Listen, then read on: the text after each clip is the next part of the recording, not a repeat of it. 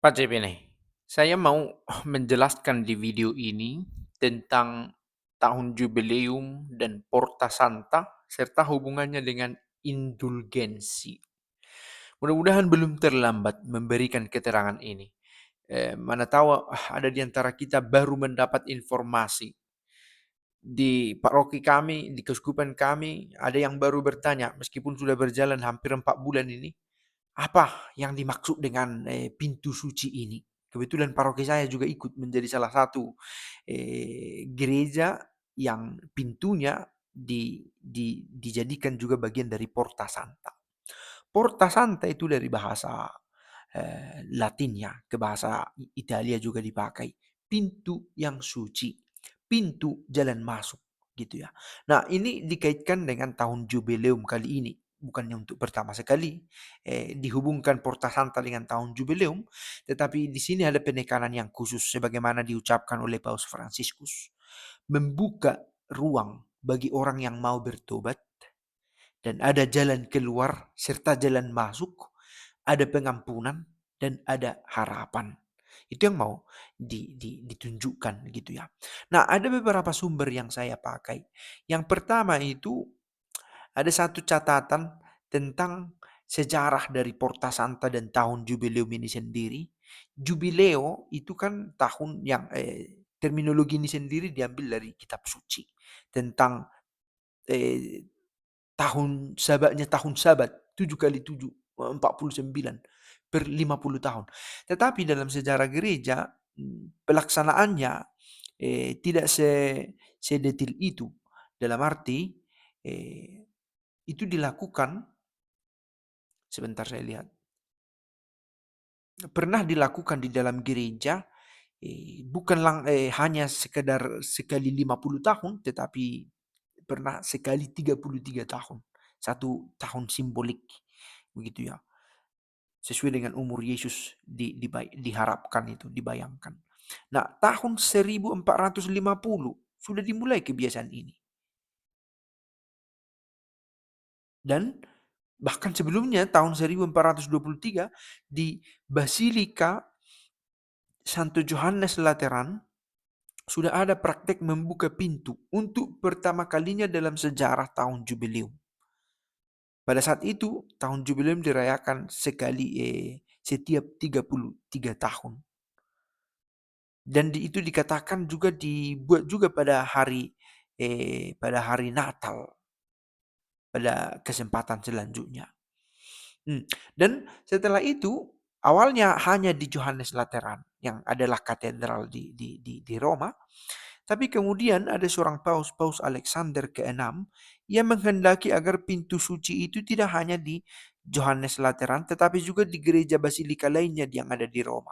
Di Basilika Santo Petrus, Basilika Santa Maria Maggiore, Basilika Santo Paulus di luar tembok, dan yang pertama tadi di Johannes Lateran.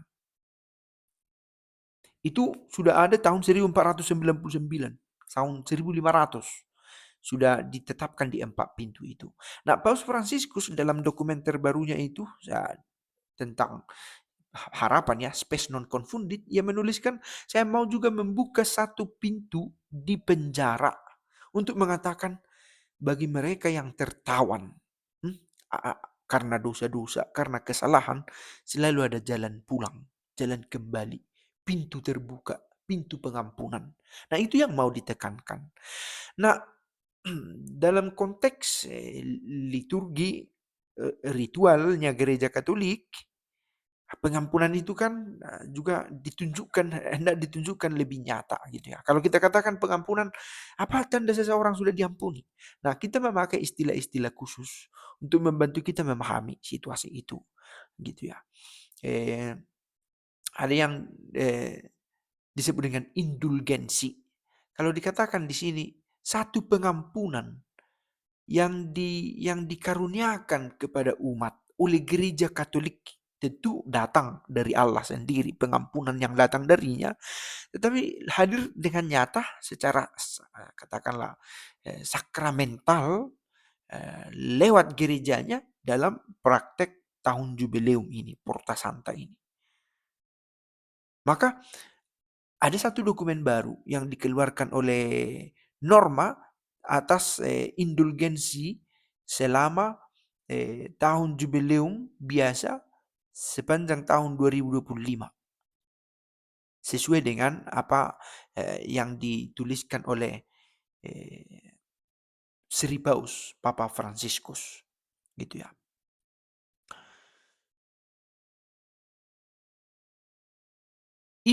Ada seruan kepada semua umat Kristen untuk menjadi peziarah harapan.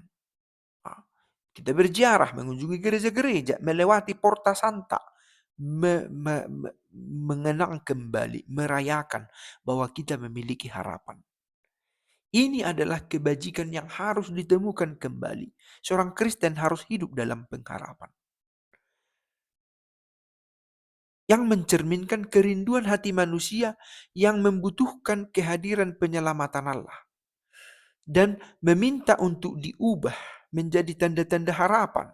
Kesulitan-kesulitan itu, tantangan-tantangan itu, justru di sana ditemukan harapan. Dikutip dari tulisan Paus itu, Spes non confundit, bersumber dari rahmat Allah.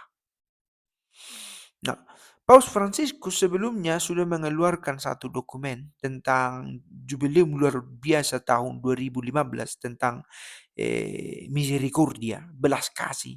Sebenarnya ini pun istilah yang apa ya, yang mirip, bahkan pernah katanya diganti-ganti pemakaiannya antara belas kasihan dan indulgensi.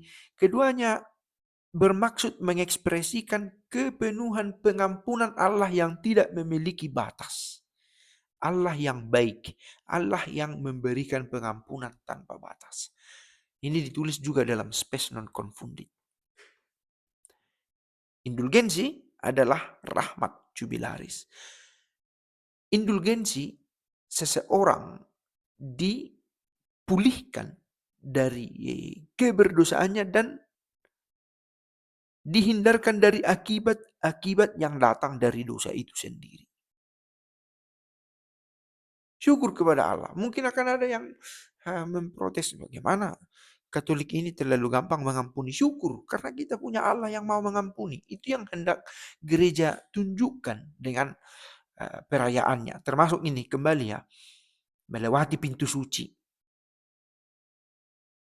pada tahun jubileum. Apa mau dikatakan di situ? Ada pengampunan, ada pintu untuk kembali, untuk pulang kepada Bapa secara rohani, gitu ya. Untuk mau menerima rahmat yang datang dari Allah itu. Nah, tidak semua orang bisa datang ke Roma mengunjungi Johannes Lateran, Basilika Santo Petrus, Maria Maggiore, Paulus di luar tembok, gereja-gereja itu. Karena itu, setiap keuskupan diberi kemungkinan untuk menyediakan tempat. Itu dia. Untuk menyediakan tempat. Nah, ini adalah salah satu cara untuk mendapatkan indulgensi itu, gitu ya. Yang pertama, ikut ziarah sucinya, gitu.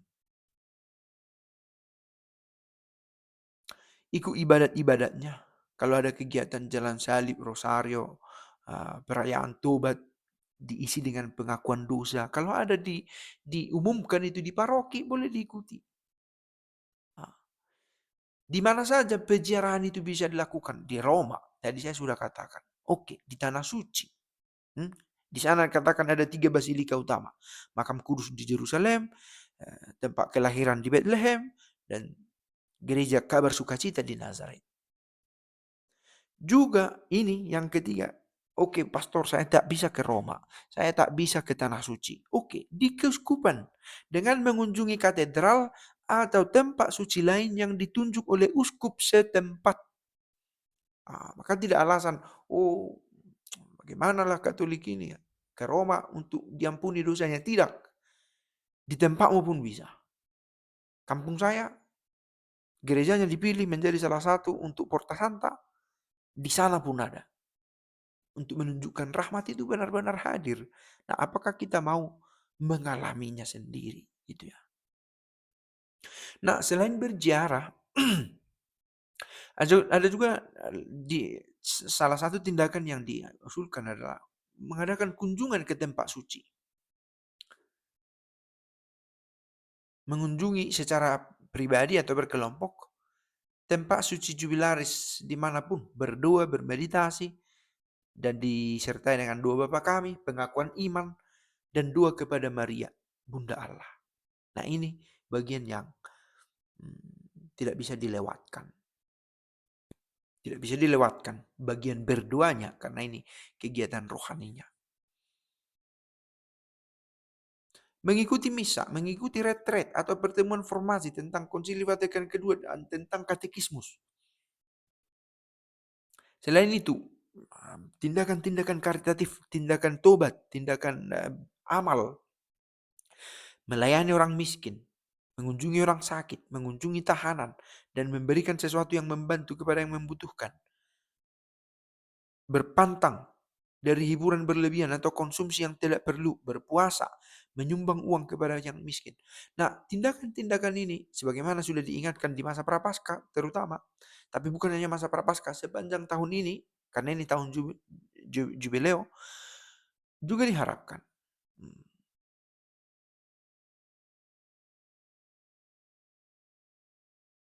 Nah, saya pikir ini informasi yang bisa saya bagikan tentang apa ini yang dimaksud dengan Porta Santa.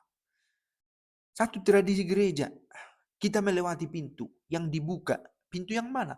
Pintu dari gereja yang ada di Roma atau di Tanah Suci atau di keuskupan di mana gereja itu ditunjuk oleh uskup. Dalam hal ini tadi saya sudah katakan.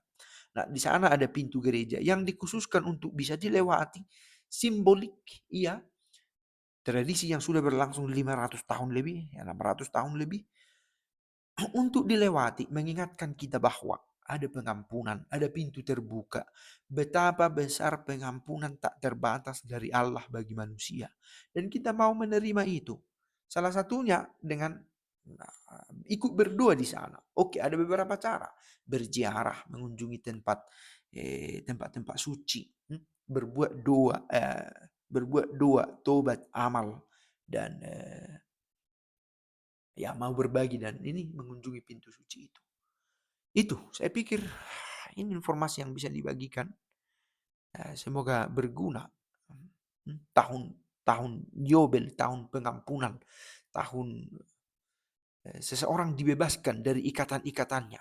Sebagaimana dalam sejarah dalam kitab suci juga, yang berhutang diputihkan, yang tanahnya selama ini diolah dibiarkan dulu,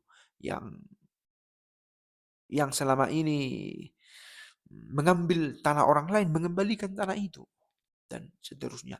Pembebasan, memerdekakan orang, gitu ya. Pace bene.